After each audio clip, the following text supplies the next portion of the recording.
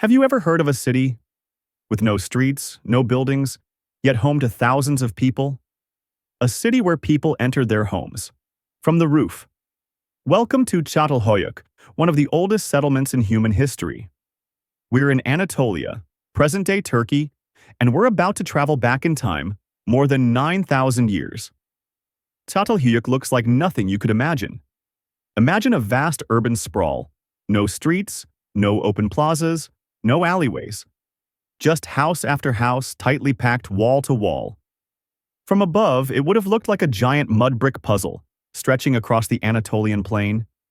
Each dwelling shared its walls with the next, forming an interlocking grid of homes with no ground-level entrances. So, how did people get inside?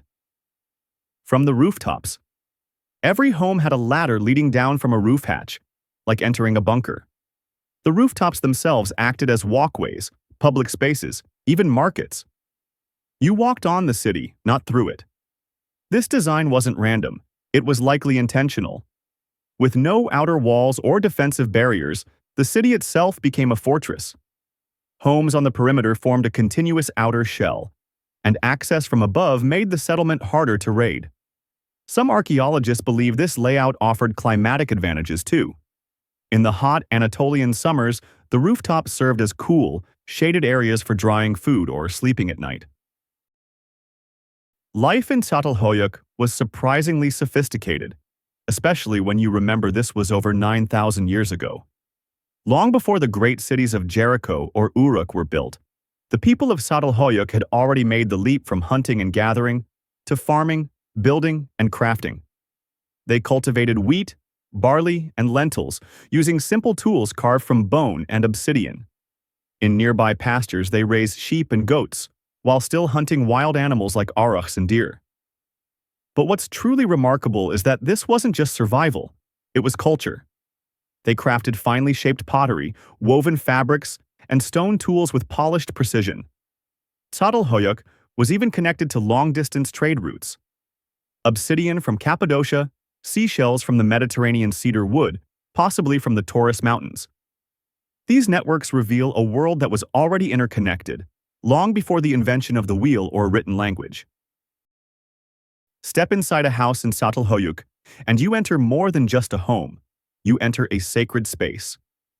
The walls were painted with murals of hunting scenes, leopards, vultures, and even what some believe may be the oldest landscape painting in the world.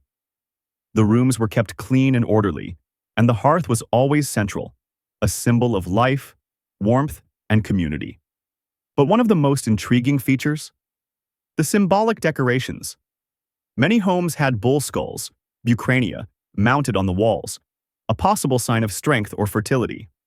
And scattered across the site, archaeologists have uncovered hundreds of female figurines, often with exaggerated hips and breasts. Were these mother goddesses, or simply part of a shared cultural identity? We may never know for sure, but they point to a spiritual system deeply tied to nature, fertility, and the rhythms of life and death. In Çatalhöyük, everyday life was not just practical, it was profoundly symbolic. Perhaps the most surprising aspect of Çatalhöyük? The dead were buried inside the houses, literally beneath the living. Over the centuries, each house became a layered monument of memory, holding the bones of generations past. These burials weren't random. Some skeletons were laid in fetal position, as if returning to the womb.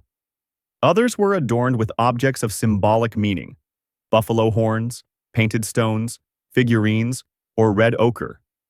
In some cases, skulls were removed after burial, dug up, painted, and displayed. This suggests that the people of Çatalhöyük didn't see death as an end, but as a continuation, a return. Their worldview was deeply cyclical: life, death, memory, rebirth, all taking place under the same roof. The home wasn't just a place of shelter. It was a spiritual space, connecting the living to the dead. Çatalhöyük isn't just another archaeological site.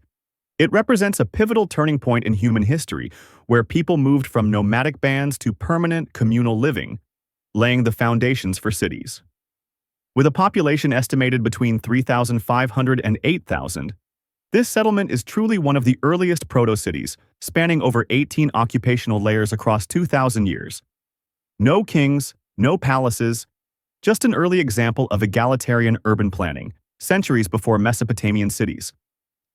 That's why, in 2012, UNESCO recognized it as a World Heritage Site. That's it for today. If you enjoyed the video, give it a like, subscribe to the channel, and hit the bell so you won't miss the next videos. Leave your thoughts in the comments. I'd really love to read them. Thanks so much for watching. See you soon.